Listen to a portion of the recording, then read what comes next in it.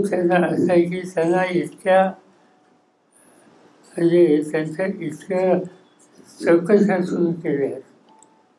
त्यांची व्यक्तिगत वापरची जेवढी असेल नसेल तेवढी सगळी तिच्यावर सुद्धा प्रचंड वंदना आली. त्यांना दैनंदिन कुटुंब चालवण्याच्यासाठी ज्या आवश्यकता असतात त्याची पूर्तता ही सुद्धा करता येत नाही. इतकी टोकाची भूमिका सत्ताधाऱ्यांनी त्यांच्याबद्दलची घेतलेली आहे आणि त्यामुळे ते हातवर झालेले असते.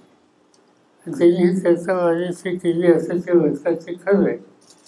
आणि जे काही यातना त्यांना सहन करायला लागतात त्याच्यातून सोडून करण्याच्या समाजाची शक्ती आमच्यात नव्हती.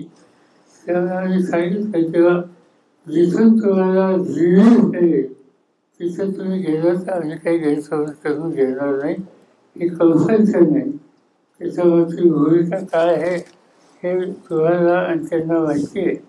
त्यामुळे तुम्ही या निष्कर्षाची आला असाल तर आम्ही तुम्हाला देऊन देणार नाही. त्यांच्या परिषदेबद्दल मग आपण काही विचार करणार आहात? काही असे काही तर दिलेल्या गोष्टी घ्यायच्या नसतात. मात्र रोहिणी खडसे महिला प्रदेश अध्यक्ष आहेत. त्यांनी पक्षामध्ये राहण्याचा निर्णय घेतला ते असं म्हणतात की मी कोणताही निर्णय करणार नाही, साहेबांच्या विचारांवरती काम करत आहे. त्यांनी येऊन सांगितलं मला की मी पक्षाचंच काम करणार.